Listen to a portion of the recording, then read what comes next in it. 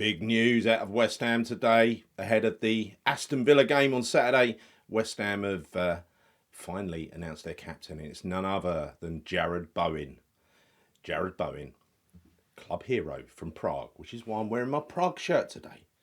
And Julian has been speaking about what he wants from the West Ham team, and how strong he wants us to be. Being no doubt that's what he wants. And finally, there will be some transfer news. Again, the latest transfer update. Again, there's more movement in the transfer market, so bear with me on that one. Some neon sign news as well. It is fixed. I just ain't put it back on the wall yet. We'll see. I've got a lot of tidying up to do. Once I've done all that, I'll show you around the studio. So welcome. This is the Bobby Moore Stand. My name's Gary, and this is my daily roundup. So I'm pleased to say, delighted to say, that we hit over 4,900 subs after the last video, which is just amazing. Thank you so much for making that possible, all of you who subscribed so far. I really want to get over 5,000 by the time the game kicks off on Saturday, and if you could help me do that, that would be fantastic, and help me grow this new channel. Please subscribe to the Bobby Moore Stand here on YouTube. Hit the bell notification icon as well so that you're informed of future shows. And please, can you all help others to find this video by giving it a like? That would be great. Leave me a comment because I do my best to respond, as I'm sure you know already. I'm trying to keep on top of them. A lot of comments, a lot of really good comments as well, so thank you for that. And so on with the show. So Captain Jarrod, that is amazing. That is a really good appointment. I didn't see it coming. I thought it would be Edison Alvarez because obviously he sits in the middle of the pitch. I thought that might be the direction that West Ham would go. However, I think if you're looking for someone who's a club man, you can't look any further than Jarrod Bowen. And I think it's very much in the mould of the Mark Noble appointment, if you like. And so, if you look at his rise, his monumental rise through football, this is someone who has worked so hard and been given nothing on a plate, right? He was released in 2014 by Hereford when they got bumped out of the Football League. Hereford was his local club, as you'll probably know. And he loved it there, and he ended up at Hull, and he basically just grew and grew with Hull, and ended up being, basically everyone knew, the best player in the Championship before he came to West Ham in 2020. He's played 4 and a bit seasons for us now. He's been outstanding. Let's face it, outstanding. You never get a bad performance from Jarrod. It's a consistent level of performance, right? So he will lead by example, and I hope he uses those kind of performances to set the expectation of the standard that's required on the other players. And I did hear at one point last season, I can't remember which game it was, but there was a game you might remember where apparently he gave a bit of a heartfelt speech in the changing rooms, and that was the first sign where people started linking him with the captaincy. But yeah, look, that's what he's got to do. And also, ban mobile phones, right? I suspect Mark Noble has had some input into that as well, and I think it's a really good thing. He's committed to us for the long term. Is he married to Danny Dyer already, or getting married? But anyway, look, he's in with West Ham royalty in the Dyers. God knows what Danny Dyer Senior is doing today. Bloody hell, he was happy enough after the goal win, after the goal he scored in Prague, wasn't he? Now he's West Ham captain, for God's sake. It's an incredible, monumental rise. And he said a few nice words. He said, "I'm incredibly proud to be West Ham United captain, and 4.5 years since I joined, but it's felt so much longer, and that's the enjoyment of playing for this club and the relationship I've had with all the sets of players, the managers we've had, and the fans. It's been one heck of a journey, and from when I first signed to be sat here 4.5 years later and to be named club captain makes me so proud. There are some big names who've played for and captained this club and have gone down in history, like Bobby Moore, obviously. No, over that side, that's Bobby. Billy Bonds, who's over. Hold on, let's get this right. Over that side. There he is. It's just sort of all the other way around, isn't it? And Mark Noble, obviously. So, but yeah, and so to follow them is something I want to do, and the same route I want to go down I've been here a long time, and to be captain is now the pinnacle of being a player for this football club. And those names you mentioned, Billy Bonds, Mark Noble, and Bobby Moore, those names will be remembered forever by West Ham fans. I'm not there yet, but I will keep working my way to get there. Well, I don't think you're too far off, Jared. To be fair, you've scored a winning goal in a cup final. You've put in, what have you contributed? 43 goals and 30 assists in 159 appearances, and your performance levels have never lapsed, never once. I can't remember them lapsing. And if you remember, do you remember what he did after the first season in the summertime? He wasn't happy with his fitness, right? So he took himself back to his dad's farm, and he basically spent the whole summer running in muddy fields and improving his fitness because he thought he needed that extra little step up in fitness to compete in the Premier League. That is the kind of guy that should be captain. Leads by example. He knew what he wanted, and he was willing to put in the work to get it. And that's fantastic. Nothing on the plate for Jared. He's earned everything he's got. So well done. Congratulations. And I hope we have a really, really successful first season with him as captain. So Lopetegui has been talking about the strong team that he wants to build. And this is quite an interesting interview he did with Sky. So he said, we're going to try and become a complete team. In my mind, when I talk about the complete team, it's to be able to be balanced in attacking and defensive phases, to be able to have different answers for different moments. Despite you having good players, sometimes you're not a good team. We're going to try and become a strong team. That is why we have to put all of our qualities and strengths in service of the team always.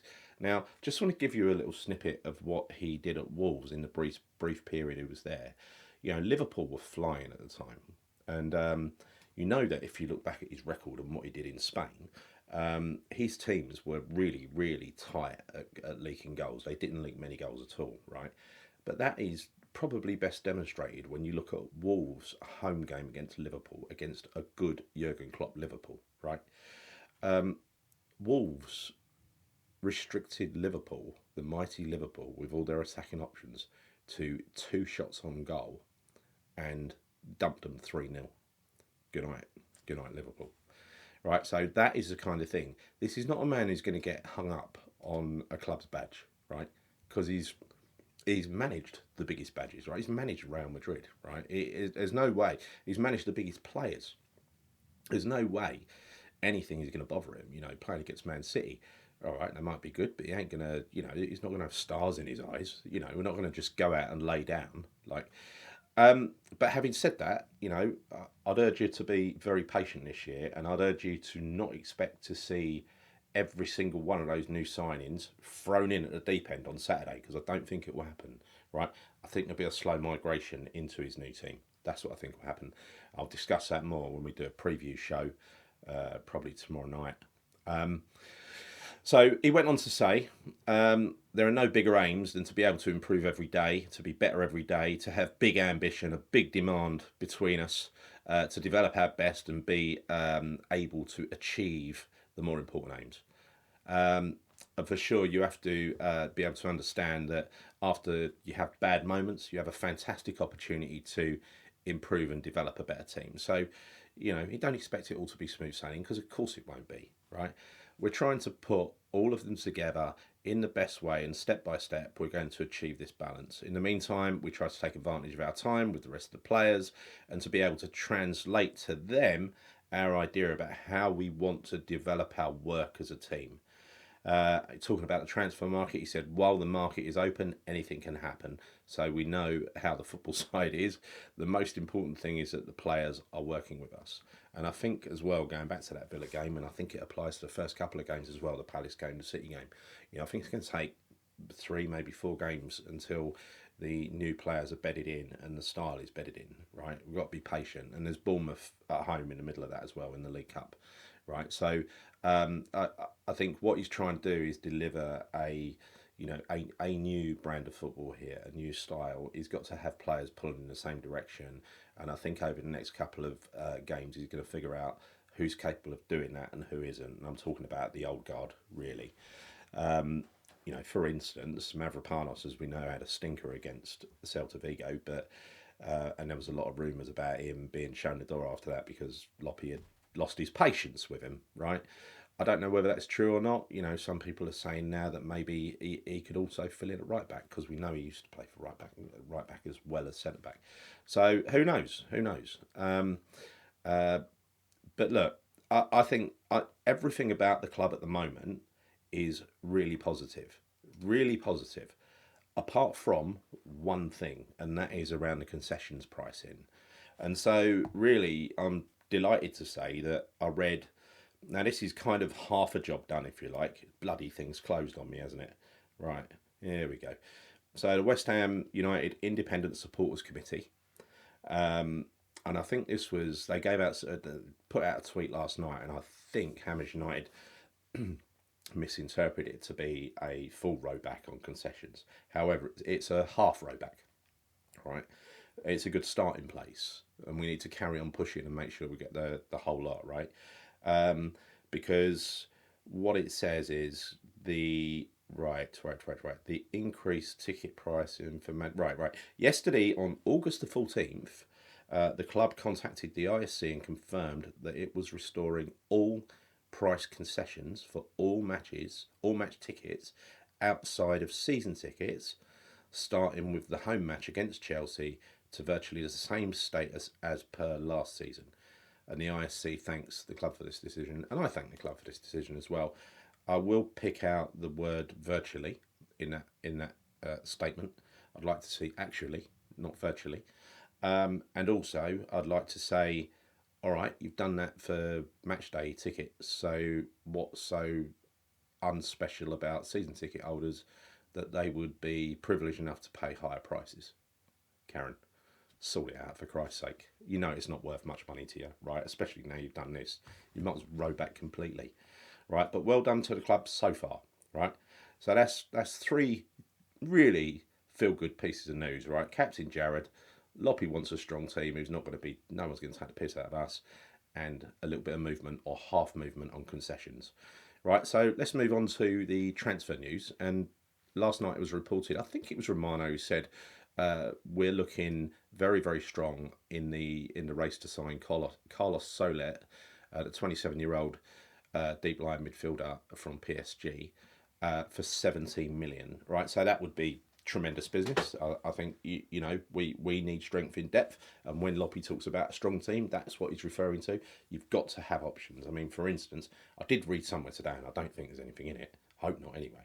That Guido Rodriguez, who was out 3 months last season with an injury, that he might not be ready to start on Saturday. I don't know how true that is. Don't hold me to it. It could be rubbish, right?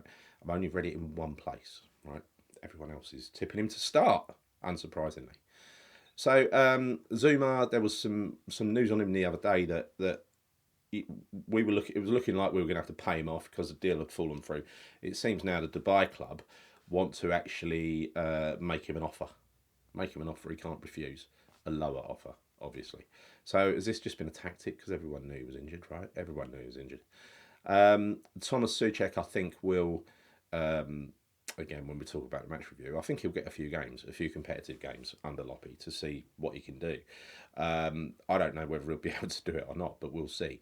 And the same, I think, goes for Ward-Prowse, even though I do think the type of player he is, he'll have more of a place in a Loppy team than Thomas Souček. Thomas Souček himself, I think if he's not in the starting lineup, he'll want to leave. He'll be gone, right? Cornet, who cares? Get rid of him. Ings, yeah, that's difficult to get off, but we've got to, before we bring in another striker, we've got to get Danny Ings off of the payroll. That is for sure. We've got apparently a bid in, as you know already, Tammy Abraham's 25 million, showing interest with Spurs actually for Evan Nielsen of Porto now. So don't know if Spurs got involved. They can go away. We're linked with Manchester United, apparently competing for the signature of Youssef Fofana of Monaco. Again, he wants Milan. I don't know how tenuous the link is with Man United. Could be just press reporting, right? Sergi Roberto of Barcelona is going to have options, like I said the other day, but apparently we're very, very interested in him. And rumours today, again, on, off. Rumours today that the Duran loan deal is back on, potentially after the Villa game, right? a loan deal would be fine because I wouldn't think his wages are going to be as high as Ings anyway. He's a youngster, isn't he? Heard nothing more about Chalobah of Chelsea, Umar Soule of Red Bull Salzburg, or Logan Costa of Toulouse, right? And so that's it. That is the full transfer roundup. I don't think there's anything else. I haven't missed anything. Before I go, I just want to mention another channel that I really like. It's called Hammer Bites, right? Make sure I get it right. Yeah, Hammer Bites. And that's BYTES, one word, Hammer Bites. And they make kind of short animated West Ham videos, like 10 minutes, 12 minutes. Animation might not be your thing, but these are brilliant. They give you so much information. They give you background on new players. When I spoke about Todibo the other day and his life-threatening injury that he had as a kid, I got it from there, right? That's a beautiful source of information. So if you want to know about, I think they got the latest one on there about Somerville, about Andy Irving, about his rise. So yeah, please go across there and subscribe to them, because I know even though those videos are quite short, 10 minutes, whatever for the longest one, I know how much effort it takes to edit a video of that quality, and they are very, very high quality. All right, so once again, Hammer Bites. Get along there and subscribe if you like West Ham stuff. Of course you do. You're watching this, right? Please, one more. I promise. Please, could you subscribe to this channel if you haven't done so already? It is the Bobby Moore Stand on YouTube. Hit the bell notification icon, and please don't forget to give this video a like and leave me a comment, please. I like comments. Even if you don't agree with me, tell me you don't agree with me, right? Okay. I will be back for a Villa match preview. I don't know whether it's going to be released tomorrow or Saturday. I don't know yet. There's a bit of a logistical problem, but it will be released. Lots to talk about. That should be quite a good show, actually. Looking forward to it. Until then, that's me done. Come on, you irons.